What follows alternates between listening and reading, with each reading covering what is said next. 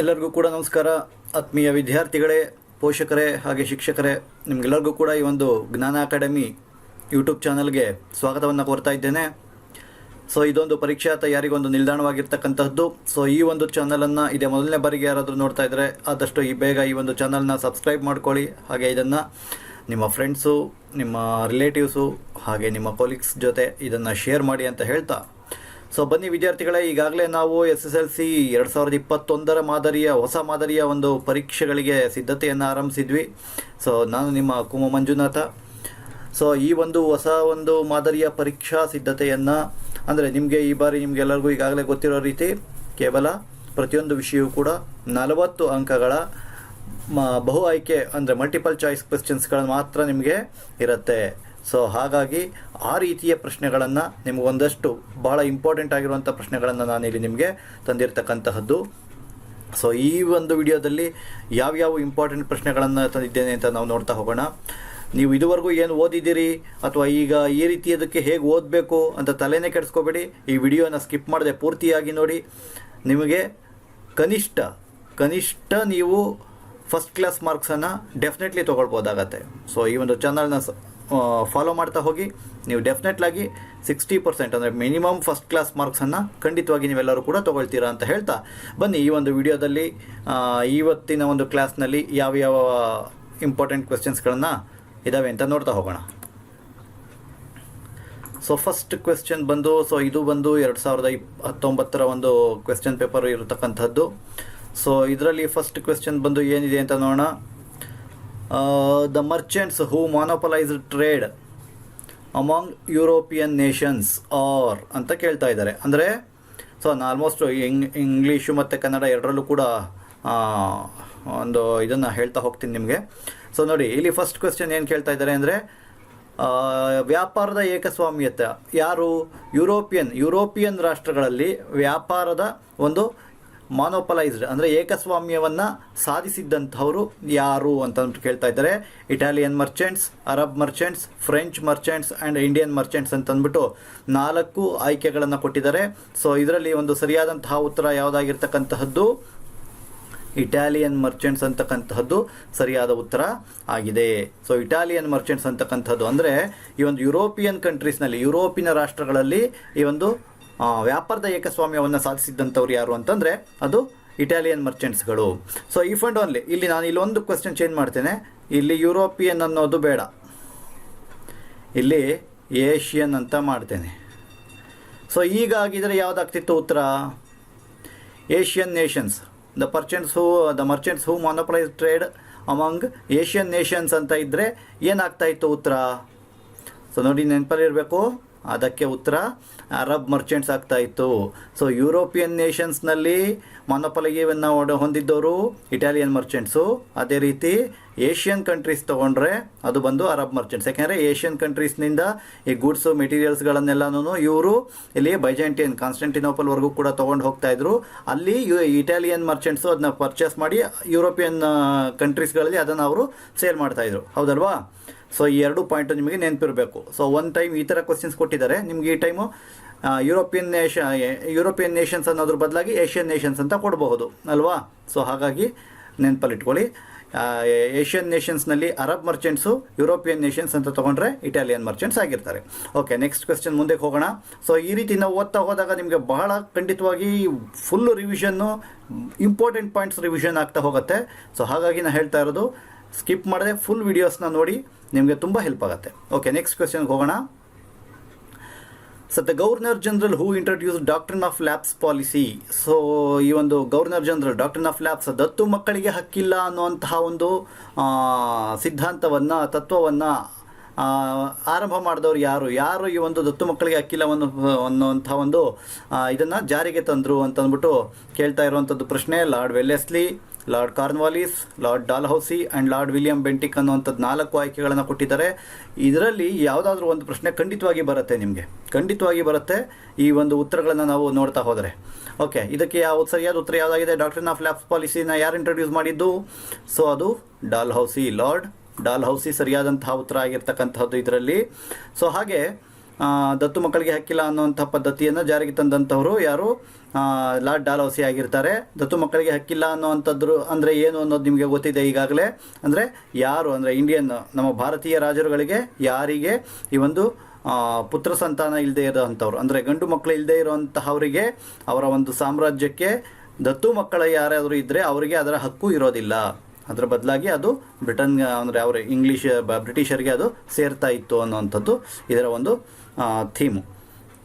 So ಹಾಗಿದ್ರೆ ಇನ್ನು ಉಳಿದಂತೆ ಲಾರ್ಡ್ ವೆಲ್ಲೆಸ್ಲಿ, ಲಾರ್ಡ್ ಕಾರ್ನ್ವಾಲಿಸ್ ಮತ್ತು ವಿಲಿಯಂ ಬೆಂಟಿಕ್ ಇವರು 3 ಜನ ಕೂಡ ಬಹಳ ಮುಖ್ಯವಾದಂತಹ ಗವರ್ನರ್ ಜನರಲ್ಸ್ ಆಗ್ತಾರೆ. ಇವರ ಒಂದು ಇದನ್ನು ನೋಡ್ತಾ ಹೋದರೆ ಲಾರ್ಡ್ ಕಾರ್ನ್ವಾಲಿಸ್ ಬಗ್ಗೆ ನಾವು ನೋಡೋದಾದರೆ ಏನು ಹೇಳ್ಬೋದು, ರೋಲ್ ಆಯಿತು. ಲಾರ್ಡ್ ಕಾರ್ನ್ವಾಲಿಸ್ ಬಗ್ಗೆ ನೋಡೋದಾದರೆ ಏನು ಹೇಳ್ತೀವಿ ನಾವು, ಲಾರ್ಡ್ ವೆಲ್ಲೆಸ್ಲಿ ಫಸ್ಟ್ ಒಂದು ಲಾರ್ಡ್ ವೆಲ್ಲೆಸ್ಲಿ ಇದೆ. ಸೊ ಲಾರ್ಡ್ ವೆಲ್ಲೆಸ್ಲಿ ಬಗ್ಗೆ ನೋಡಿದ್ರೆ ಲಾರ್ಡ್ ವೆಲ್ಲೆಸ್ಲಿ ಏನು ಇಂಪಾರ್ಟೆಂಟು ಅವ್ರದ್ದು, ಲಾರ್ಡ್ ವೆಲ್ಲೆಸ್ಲಿ ಅವ್ರದ್ದು ಸಬ್ಸಿಡರಿ ಅಲಯನ್ಸ್ ಅಲ್ವಾ, ನೆನಪಲ್ಲಿ ಇಟ್ಕೊಳ್ಳಿ, ಕೇಳಬಹುದು. ಸಬ್ಸಿಡರಿ ಅಲಯನ್ಸ್ನ ಲಾರ್ಡ್ ವೆಲ್ಲೆಸ್ಲಿ ತಂದಿರತಕ್ಕಂತಹದ್ದು. ಪ್ರಶ್ನೆ ಕೇಳಬಹುದು ನಿಮಗೆ ಅಲ್ವಾ, the governor general who introduce subsidiary alliance ಅಂತ ಕೇಳಬಹುದು. ಲಾರ್ಡ್ ವೆಲ್ಲೆಸ್ಲಿ ಇಂಪಾರ್ಟೆಂಟ್, ನೆನಪಲ್ಲಿ ಇಟ್ಕೊಳ್ಳಿ. ಹಾಗೆ ಕಾರ್ನ್ವಾಲಿಸ್ ಬಗ್ಗೆ ಹೇಳೋದಾದ್ರೆ ಇವ್ರ ಬಗ್ಗೆ ತುಂಬ ಹೇಳುವಂಥದ್ದು ಇರುತ್ತೆ. ಕಾರ್ನ್ವಾಲಿಸ್ ಬಗ್ಗೆ ಏನೇನು, ಫಸ್ಟು ಸಿವಿಲ್ ಸರ್ವಿಸ್ ಎಕ್ಸಾಮ್ಸು ಅಲ್ವಾ, ಈಗೇನು ನಾವು ಈ IAS KAS ಎಕ್ಸಾಮ್ಸ್ಗಳು ನೋಡ್ತೀವಲ್ಲ, ಸಿವಿಲ್ ಸರ್ವಿಸ್ ಎಕ್ಸಾಮ್ಸ್ಗಳನ್ನ ಇಂಟ್ರೊಡ್ಯೂಸ್ ಮಾಡಿದ್ದು ಇಂಡಿಯಾದಲ್ಲಿ ಲಾರ್ಡ್ ಕಾರ್ನ್ವಾಲಿಸು. ಹಾಗೆ ಆಮೇಲೆ ಎಸ್ಟಾಬ್ಲಿಷ್ಮೆಂಟ್ ಆಫ್ ಯಾವುದು, ಪೋರ್ಟ್ ವಿಲಿಯಂ ಕಾಲೇಜು ಅಲ್ವಾ, ಪೋರ್ಟ್ ವಿಲಿಯಂ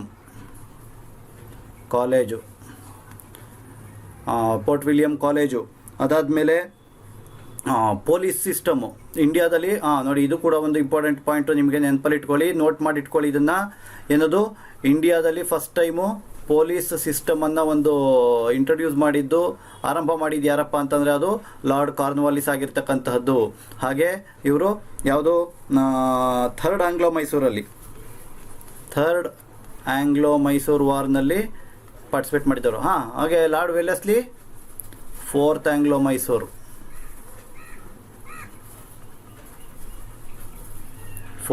ಮೈಸೂರಲ್ಲಿ Lord Wellesley, third Anglo Mysore Lord Cornwallis civil service ಎಕ್ಸಾಮ್ಸ್ಗಳನ್ನ ಇಂಟ್ರೊಡ್ಯೂಸ್ ಮಾಡ್ತಕ್ಕಂಥದ್ದು. ಹಾಗೆ ಪೊಲೀಸ್ ಸರ್ವಿಸನ್ನು ಕೂಡ ಒಂದು ವ್ಯವಸ್ಥಿತವಾಗಿ ಒಂದು ಸಿಸ್ಟಮ್ಯಾಟಿಕ್ ಪೊಲೀಸ್ ಸಿಸ್ಟಮನ್ನು ಆರಂಭ ಮಾಡಿದ್ದು ಬಂದು ಲಾರ್ಡ್ ಕಾರ್ನ್ವಾಲಿಸ್ ಆಗಿರ್ತಾರೆ. ಹಾಗೆ ಈ ಒಂದು ಸಿವಿಲ್ ಸರ್ವಿಸ್ ಎಕ್ಸಾಮ್ಸ್ಗಳಿಗೆ ಒಂದು ಪ್ರಿಪ್ರೇಷನ್ಗೋಸ್ಕರ ಅವರು ಪೋರ್ಟ್ ವಿಲಿಯಂ ಕಾಲೇಜನ್ನು ಕಲ್ಕತ್ತಾದಲ್ಲಿ ಆರಂಭ ಮಾಡ್ತಾರೆ. ಹಾಗೆ ಇವರು ಥರ್ಡ್ ಆಂಗ್ಲೋ ಮೈಸೂರು ವಾರ್ನಲ್ಲಿ ಪಾರ್ಟಿಸಿಪೇಟ್ ಕೂಡ ಮಾಡಿರ್ತಾರೆ. ಸೊ ಇದಿಷ್ಟು ಲಾರ್ಡ್ ಕಾರ್ನ್ವಾಲಿಸ್ ಬಗ್ಗೆ ನಾವು ನೆನಪಲ್ಲಿಟ್ಕೊಳ್ಬೇಕು. ಹಾಗೆ ಇನ್ನೊಂದು ಲಾರ್ಡ್ ಕಾರ್ನ್ವಾಲಿಸ್ ಬಗ್ಗೆ ಇನ್ನೊಂದು ನೋಡೋದಾದರೆ permanent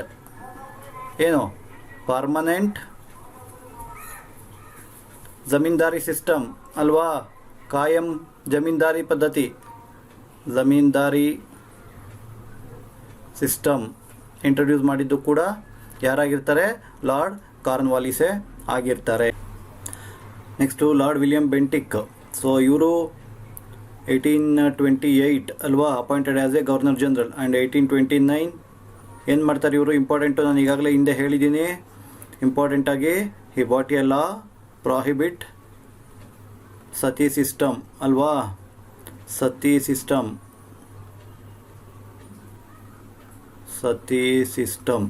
so Lord William Bentinck 1829ರಲ್ಲಿ ಸತಿ ಸಿಸ್ಟಮನ್ನು ಅಬಾಲಿಷನ್ಗೋಸ್ಕರ ಒಂದು ಸತಿ ಪದ್ಧತಿ ನಿಷೇಧವನ್ನು ಕಾಯ್ದೆಯನ್ನು ಒಂದು ಒಂದು ಕಾನೂನನ್ನು ಜಾರಿಗೆ ತರ್ತಾರೆ. ಸೊ ಓಕೆ, ಇನ್ನು ಡಾಲೌಸಿ ಈಗಾಗಲೇ ನೋಡಿದ್ವಿ, doctrine of lapse policy. Okay, next ಕ್ವೆಶ್ಚನ್ಗೆ ಹೋಗೋಣ. The correct group of countries who led cold war is. So cold war ನಡೀತಾ ಇದ್ದಂತಹ ರಾಷ್ಟ್ರಗಳ ನಡುವೆ, ಯಾವ ಒಂದು ರಾಷ್ಟ್ರಗಳ ನಡುವೆ ಈ ಒಂದು ಶೀತಲ ಸಮರ ಅಂತಕ್ಕಂಥದ್ದು ನಡೀತಾ ಇತ್ತು. ಶೀತಲ ಸಮರ ಅನ್ನೋದು ಯಾವ ರಾಷ್ಟ್ರಗಳ ನಡುವೆ ನಡೀತಾ ಇತ್ತು ಅನ್ನೋವಂಥದ್ದು ಪ್ರಶ್ನೆ. USA ಮತ್ತು ಚೈನಾ ಮತ್ತು ಸೋವಿಯತ್ ರಷ್ಯಾ, USA ಮತ್ತು ಜಪಾನ್, USA ಮತ್ತು ಸೋವಿಯತ್ ರಷ್ಯಾ ಅಂತಂದ್ಬಿಟ್ಟು 4 ಆಯ್ಕೆಗಳನ್ನು ಕೊಟ್ಟಿದ್ದಾರೆ. ಇದರಲ್ಲಿ ಸರಿಯಾದಂಥ ಉತ್ತರ ಯಾವುದಾಗಿದೆ, ನಿಮಗೆಲ್ಲರಿಗೂ ಕೂಡ ತುಂಬ ಚೆನ್ನಾಗಿ ಗೊತ್ತಿರುತ್ತೆ ಅಂತ ಭಾವಿಸ್ತೇನೆ.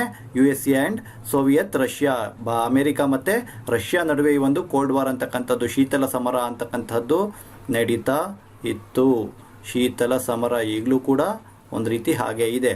ಸೊ ಏನು ಶೀತಲ ಸಮರ ಅಂತಂದರೆ ಹಿಡನ್ ರೈವಲ್ರಿ, ಗೊತ್ತಾಯ್ತಾ, ಅಷ್ಟೇ, ಇನ್ನೇನಿಲ್ಲ. Hidden rivalry between these 2 countries ಅಲ್ವಾ. ಓಕೆ, ನೆಕ್ಸ್ಟ್ ಕ್ವೆಶ್ಚನ್ಗೆ ಹೋಗೋಣ. ಇಲ್ಲಿ ಬೇರೆ ಇನ್ಯಾವುದೇ ಎಕ್ಸ್ಪ್ಲನೇಷನ್ ನಿಮ್ಗೆ ಅವಶ್ಯಕತೆ ಇರೋದಿಲ್ಲ. ನೆಕ್ಸ್ಟ್ ಕ್ವೆಶ್ಚನ್ಗೆ ಹೋಗೋಣ. The agreement at Tashkent between India and Pakistan was in the year. So Tashkent ಒಪ್ಪಂದ, treaty of Tashkent, agreement of Tashkent, declaration of Tashkent ಏನು ಹೇಳ್ತೀವಲ್ಲ, ಸೊ ಈ ಒಂದು ತಾಷ್ಕೆಂಟ್ ಒಪ್ಪಂದ ಇಂಡಿಯಾ ಮತ್ತು ಪಾಕಿಸ್ತಾನ ನಡುವೆ ನಡೀತಕ್ಕಂತಹದ್ದು. ಅದು ಯಾವ ಇಯರ್ನಲ್ಲಿ, ಯಾವ ವರ್ಷ ಈ ಒಂದು ತಾಷ್ಕೆಂಟ್ ಒಪ್ಪಂದ ನಡೀತು ಅಂತ ಕೇಳ್ತಾ ಇದ್ದಾರೆ. ಸೊ ಅದಕ್ಕೆ 1962, 63, 65 ಆ್ಯಂಡ್ 66 ಅಂತ ಅಂದ್ಬಿಟ್ಟು 4 ಆಪ್ಷನ್ಸ್ನ ಕೊಟ್ಟಿದ್ದಾರೆ. ಇದರಲ್ಲಿ 1966 ಇಸ್ ದ ರೈಟ್ ಆನ್ಸರ್ ಅಲ್ವಾ. ತಾಷ್ಕೆಂಟ್ ಒಪ್ಪಂದ ಇಂಡಿಯಾ ಆ್ಯಂಡ್ ಪಾಕಿಸ್ತಾನ್. ಯಾರು ಸೈನ್ ಮಾಡಿದ್ದಕ್ಕೆ? India and Pakistan. ಸೈನ್ ಮಾಡಿದ್ದು ಯಾರು ಇದಕ್ಕೆ, ತಾಷ್ಕೆಂಟ್ ಒಪ್ಪಂದಕ್ಕೆ? ಇಂಡಿಯಾದಿಂದ ಶಾಸ್ತ್ರಿಜಿ ಅಲ್ವಾ, ಲಾಲ್ ಬಹದ್ದೂರ್ ಶಾಸ್ತ್ರಿ ಅವರು. ಆ್ಯಂಡ್ ಪಾಕಿಸ್ತಾನದಿಂದ ಅಯೂಬ್ ಖಾನ್, ಪ್ರೆಸಿಡೆಂಟ್ ಆಫ್ ಪಾಕಿಸ್ತಾನ್ ಅಯೂಬ್ ಖಾನ್. ಲಾಲ್ ಬಹದ್ದೂರ್ ಶಾಸ್ತ್ರಿ ಮತ್ತು ಅಯೂಬ್ ಖಾನ್ ಅವರು 1966ರಲ್ಲಿ ತಾಷ್ಕೆಂಟ್ನಲ್ಲಿ ತಾಷ್ಕೆಂಟ್ ಡಿಕ್ಲರೇಷನ್ ಒಂದು ಅಗ್ರಿಮೆಂಟನ್ನು ಮಾಡ್ಕೊಳ್ತಾರೆ ಇಂಡಿಯಾ ಆ್ಯಂಡ್ ಪಾಕಿಸ್ತಾನ ನಡುವೆ. ಯಾವುದಕ್ಕೋಸ್ಕರ ಈ ಒಂದು ಅಗ್ರಿಮೆಂಟ್ ಆಗೋದು? 1965 ಇಂಡೋ ಪಾಕ್ ವಾರನ್ನು ರಿಸಾಲ್ವ್ ಮಾಡಲಿಕ್ಕೋಸ್ಕರ. ಇಂಡೋ ಪಾಕ್ ವಾರ್ ರಿಸಾಲ್ವ್ಗೋಸ್ಕರ, to resolve the Indo Pak war. So ಈ ಒಂದು ತಾಷ್ಕೆಂಟ್ ಒಪ್ಪಂದ, ತಾಷ್ಕೆಂಟ್ ಡಿಕ್ಲರೇಷನನ್ನು ಈ ಒಂದು ಪೀಸ್ ಅಗ್ರಿಮೆಂಟ್ ಇದು. ಸೊ ಓಕೆನಾ. ಸೊ ಇದನ್ನು ಇವರು ಮಾಡ್ಕೊಳ್ತಾರೆ. ಯಾವಾಗ ಡೇಟ್ ಗೊತ್ತಾಗಿದೆಯಾ ನಿಮಗೆ? ಜಸ್ಟ್ ನಿಮಗೆ ಮೋರ್ ಇನ್ಫಾರ್ಮೇಷನ್ ತಿಳ್ಕೊಂಡಿರಿ. 10/1/1966, 10/1/1966ರಲ್ಲಿ ಈ ಒಂದು ಅಗ್ರಿಮೆಂಟ್ ಆಗ್ತಕ್ಕಂತಹದ್ದು.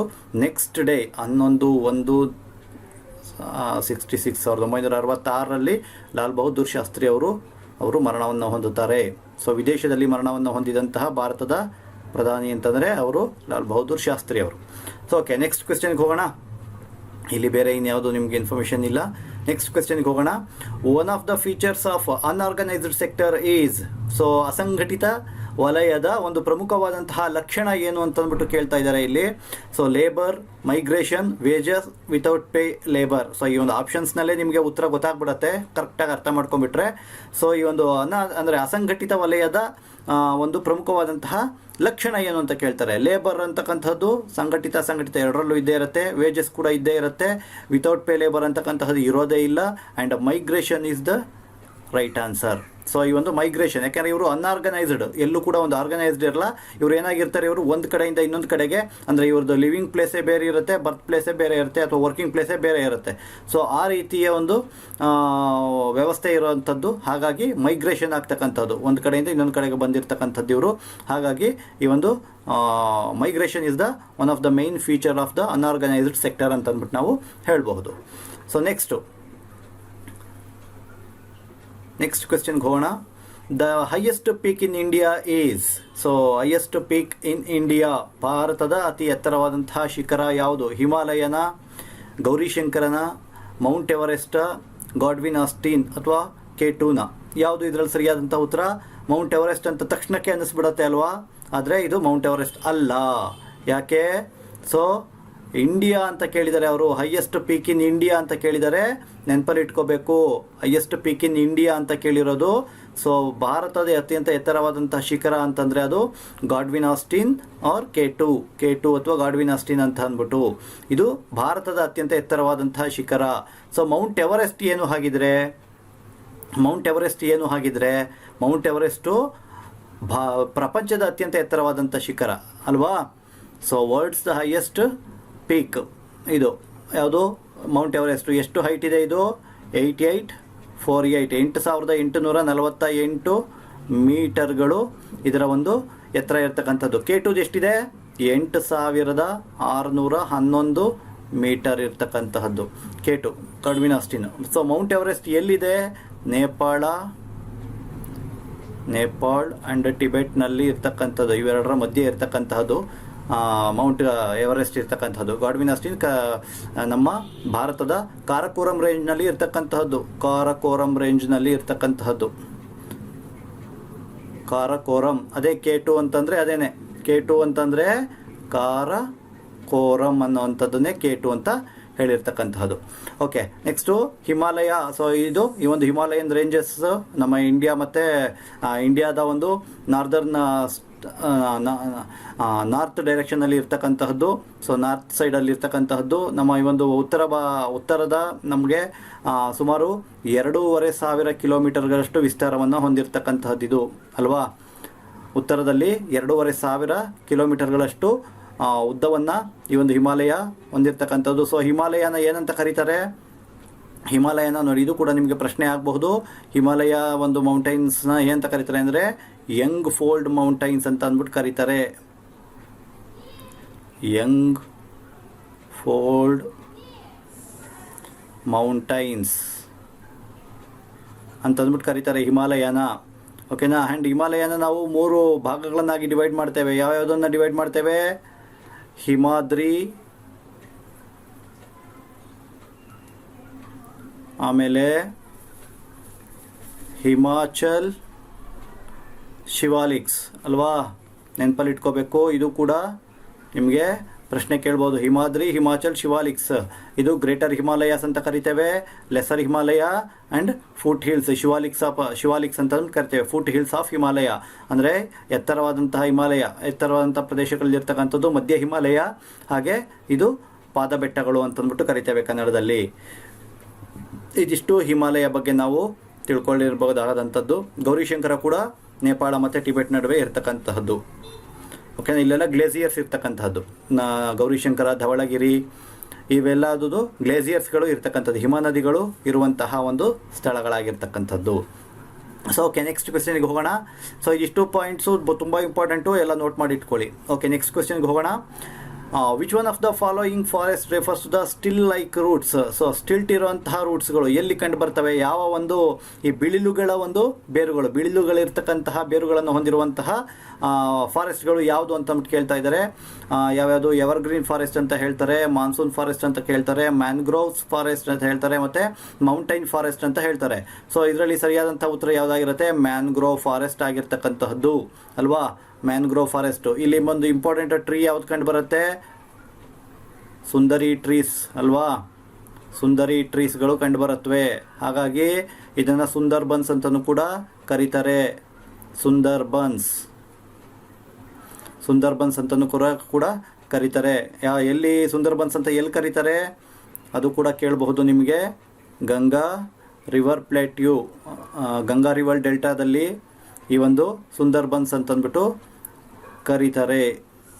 ಗಂಗಾ ರಿವರ್ ಡೆಲ್ಟಾ ಅಲ್ಲಿ ಮ್ಯಾಂಗ್ರೋವ್ ಫಾರೆಸ್ಟ್ಗಳನ್ನು ನಾವಲ್ಲಿ ಕಾಣ್ತೇವೆ ಆ ಒಂದು ಜಾಗದಲ್ಲಿ. ಸೊ ಮತ್ತು ಇವುಗಳು ಅಂದರೆ ಈ ಫಾರೆಸ್ಟ್ಗಳು ಎಲ್ಲಿ ಕಂಡು ಬರುತ್ತವೆ ಅಂತಂದರೆ ಒಂದು ನದಿ ತೀರ ಪ್ರದೇಶಗಳಲ್ಲಿ ಹೆಚ್ಚಾಗಿ ಕಂಡು ಬರ್ತವೆ. ನೀರು ಹರಿಯುವಂತಹ ಸ್ಥಳಗಳ ಒಂದು ತೀರ ಪ್ರದೇಶಗಳಲ್ಲಿ ಈ ಒಂದು ಮ್ಯಾಂಗ್ರೋವ್ ಫಾರೆಸ್ಟ್ಗಳನ್ನು ನಾವು ನೋಡ್ತೇವೆ. ಸೊ ಓಕೆ, ನೆಕ್ಸ್ಟ್ ಕ್ವೆಶ್ಚನ್ಗೆ ಹೋಗೋಣ.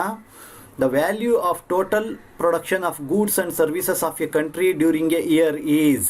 ಸೊ ಒಂದು ವರ್ಷದಲ್ಲಿ, ಒಂದು ದೇಶದಲ್ಲಿ ಒಂದು ವರ್ಷದಲ್ಲಿ ಆಗ್ತಕ್ಕಂತಹ ಉತ್ಪಾದನೆಯಾಗುವಂತಹ ಗೂಡ್ಸ್ ಆ್ಯಂಡ್ ಸರ್ವಿಸಸ್ ಅಂದರೆ ಸರಕು ಮತ್ತು ಸೇವೆಗಳ ಒಟ್ಟು ಮೌಲ್ಯವನ್ನು, ದ ಟೋಟಲ್ ಪ್ರೊಡಕ್ಷನ್, ಒಟ್ಟು ಉತ್ಪಾದನೆಯನ್ನು ಏನಂತ ಕರೀತಾರೆ? ಅಂದರೆ ಒಂದು ವರ್ಷದಲ್ಲಿ ಒಂದು ದೇಶದಲ್ಲಿ ಉತ್ಪಾದನೆಯಾಗುವ ಸರಕು ಮತ್ತು ಸೇವೆಗಳ ಒಟ್ಟು ಮೌಲ್ಯವನ್ನು ಏನಂತ ಕರೀತಾರೆ ಅಂತ ಕೇಳ್ತಾ ಇದ್ದಾರೆ. State income, national income, state and national income, per capita income ಅಂತ ಅಂದ್ಬಿಟ್ಟು ಇಲ್ಲಿ 4 ಆಪ್ಷನ್ಸ್ನ ಕೊಟ್ಟಿದ್ದಾರೆ.